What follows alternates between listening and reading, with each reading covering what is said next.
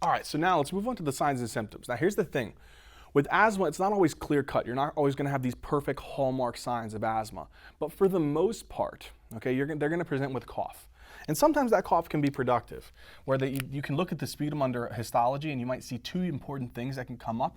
But again, you might be able to pick up a cough. The next thing is when we look at this, they usually also kind of present with a tightness in the chest because of having a difficulty breathing. So they might also present with some chest tightness. And again, that difficulty breathing. And we're gonna put that as shortness of breath, or SOB. We also call it dyspnea, right? So they might present with dyspnea, shortness of breath, chest tightness, and a cough. Those are some of the things that you might be able to pick up on. Okay, obviously having a little bit more information into their history is also very, very critical in this. But some of the things that you might be able to pick up on physical exam is if you're looking at them just upon inspection or listening to them, they might not be able to completely finish all their sentences because they might be struggling to be able to breathe or catch their breath. So that's one thing, just upon initial kind of conversation, is they might not be able to, difficulty in finishing their speech, difficulty speaking. And this is not due to some type of neurological condition, it's just they're having a hard time breathing that they can't get enough of those words out to complete a full sentence. Another thing is, you want to look, if they're really having a hard time breathing, they might be utilizing accessory muscles. So they might be utilizing their scalenes, their sternocleidomastoid, you might see some intercostal retraction, maybe some excessive rising of the chest. So look to see if there's any accessory muscle use.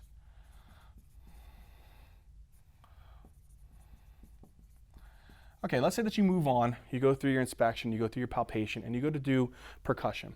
When you're percussing, sometimes what you might be able to have is because, in people who have asthma, it's mainly considered as an obstructive lung disease. Obstructive lung disease mean that they trap a lot of air. Okay, so they usually have hyperinflation of the lungs. If you took a chest x-ray, they might have hyperinflation of the lungs, air trapping.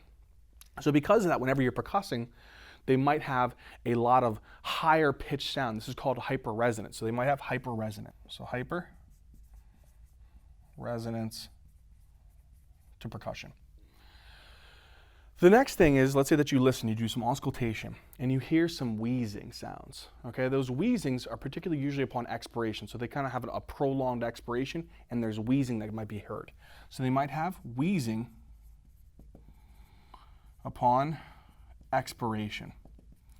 Now here's the thing, just because they have wheezing, most people will say, oh, that's definitely asthma. That's not always true. You always want to go through your differential and think about things that could also wheeze. COPD, they usually have some wheezing as well. There's many different conditions that can present with wheezing. Just because they're wheezing doesn't mean that you can say, oh, that's asthma. Most people associate it with that, but that's not the only condition that can present with wheezing. Okay? But again, these are some of the big things that you'll pick up from the signs and the symptoms and also your physical examination. But again, big things that you want to remember, they present sometimes with a cough, they might have difficulty speaking, and wheezing are some of the big ones. Okay? But then again, we said that you can go and you can look at the sputum. If they do have that productive cough, we can actually take and look at some of the actual the sputum, and we can look at it under a microscope. And it can show two different types of things. One is it can show what's called Kirschmann spirals. So Kirschmann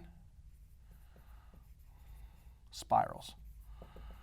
And all Kirschmann spirals are is in the bronchioles, you can have this mucus and epithelial tissue that can get clogged in the bronchioles. So imagine here, I have like a little bronchial tube. So here I'm gonna have a bronchial tube, okay? And then what happens is I can have a lot of mucus build up in there, and I might even have some epithelial cells. So there might even be some epithelial tissue in there. Here, we'll put that in black, we'll put some dots in there. So there's some epithelial tissue and there's some mucus. Whenever we try to cough that up, it might come up as like a cast. In other words, it takes the shape of the actual bronchiole. Okay, so again, because they take on that form or that shape, you're gonna see two big things. One is you're gonna see the epithelium, and you're also gonna see some mucus plugging, okay? So that's one big thing. The other thing that you might see is what's called Charcot-Leyden crystals.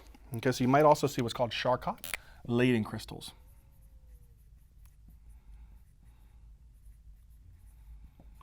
And all of these is again, remember what type of white blood cell was commonly associated with asthma? Eosinophils, right?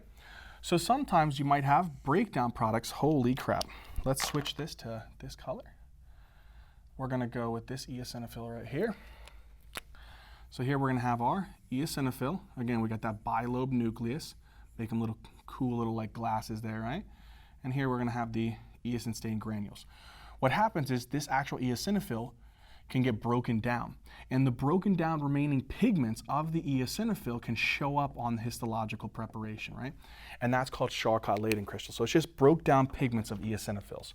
So again, what you might be able to pick up from the actual sputum, if they do have that productive cough, okay? This might be that sputum. You can go ahead and do a histological preparation here, and you might see Kirschmann spirals, which are going to be epithelial mucus casts, or Charcot-Leyden crystals, which are just broke down pigments of eosinophils. Okay? So that's the signs and symptoms.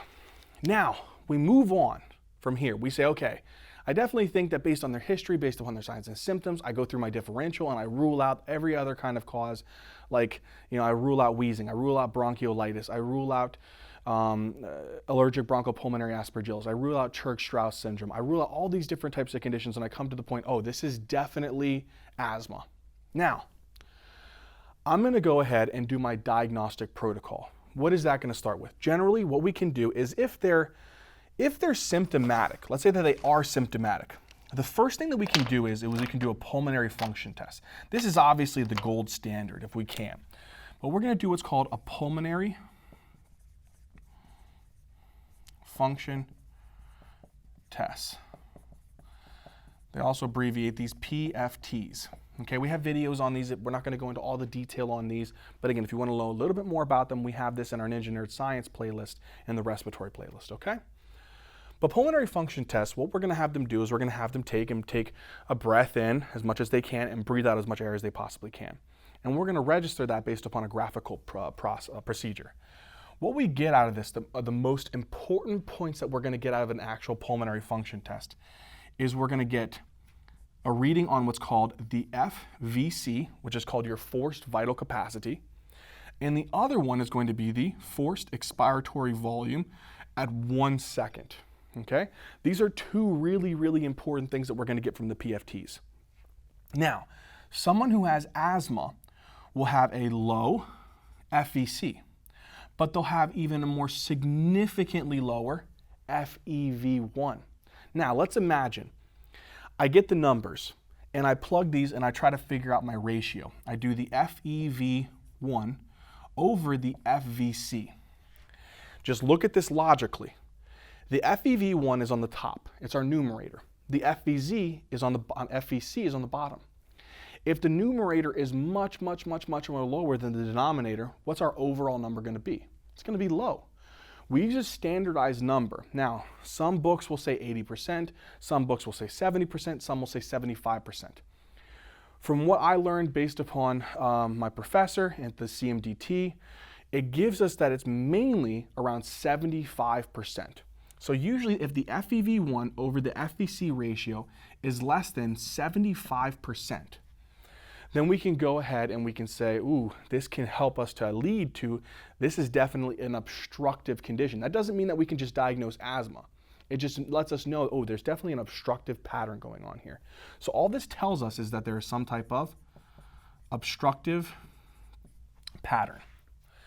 What we'll do next is, if they are symptomatic, well, this will be their initial PFTs. What we'll do is we'll follow up and we'll do a bronchodilator. So then what we'll do is we'll take and we'll give them a bronchodilator. Usually what we'll give them is we'll give them what's called a SABA. So what that means is a SABA is a short-acting beta-2, here I'm going to put a little subscript 2 there, short-acting beta-2 agonist. What that means is it binds onto the beta-2 receptors in the respiratory bronchioles, the smooth muscle, and causes it to relax. It dilates the bronchioles. Now, if you give them the SABA and you repeat the PFTs, so you do a repeat, and you notice that the FEV1 significantly improved, okay, so it increased greater than or equal to 12%. So if the FEV1 is greater than or equal to 12% after SABA that helps us to say that this is definitely asthma. It is most likely asthma, and that usually helps us to confirm that. Okay, here's the reason why. What was that big thing I told you about asthma? It's reversible. If you treat it, it usually can go back to normal. Here's why this is important. Because if you did this, and let's do this in a different color, let's say that you get an FEV1, and it increased, but it was still less than, or it was less than 12%. So it was less than 12% after SABA. Well, we know that based upon their initial FEV1 FVC ratio, it was an obstructive pattern. But we found out that after giving them a SABA, they responded properly. We said that's definitely asthma, greater than 12%. If it's less than 12%, we know it's an obstructive condition, but we know it's definitely not asthma anymore. It's most likely COPD. Okay? And COPD is usually your chronic bronchitis and your emphysema. They usually often coexist. Okay, so that's the first thing we do. But here's the thing. We really can only do this whenever the patient is symptomatic. Because if they're not symptomatic, you're not going to be able to get the initial readings, okay? And then do the bronchodilator and then reevaluate. So sometimes what we have to do is, we might have to actually provoke the response. So we might have to do another different test. And this is called the Methacholine challenge test. So what we might have to do instead is, if the patient is asymptomatic, we might have to do the Methacholine challenge test. What we do is we actually take the patient and we're going to do the PFTs. Okay, we're going to do the same thing. So we're going to do the PFTs. Okay, and it's going to give us the same thing, right? It's going to give us the same thing that we already know, that they'll have a significantly low FEV1. We know that they'll have a low FVC, and we know that they'll have an FEV1 over FVC ratio that's less than 75%. What we're going to do is we're going to give them an acetylcholine-like agonist, okay, or a muscarinic agonist. And this is called methacholine.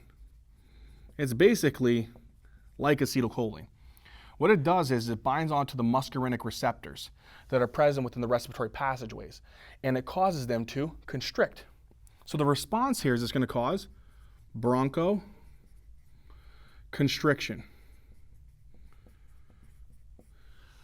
Now, if a person has asthma, their actual bronchi are going to spasm pretty significantly. But if it's someone who has asthma, we already know that they have a hyperreactive smooth muscle. So it's going to contract pretty intensely. So you'll repeat their PFTs. And what will you see? Their FEV1 is going to drop 20% or more from the original FEV1. That is no bueno. We do not want that, okay? That's bad stuff there. So that usually helps us to identify that this is most likely asthma.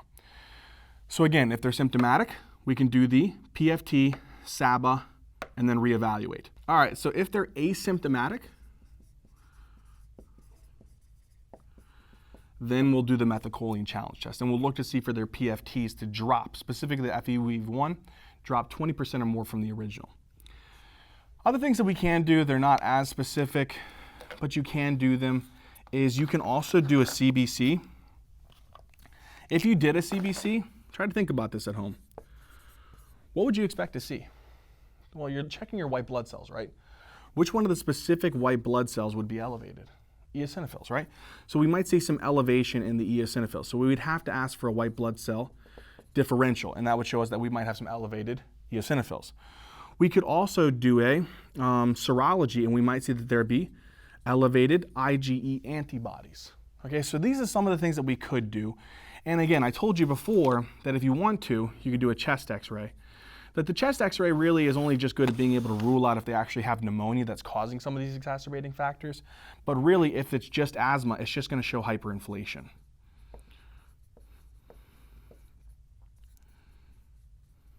Okay?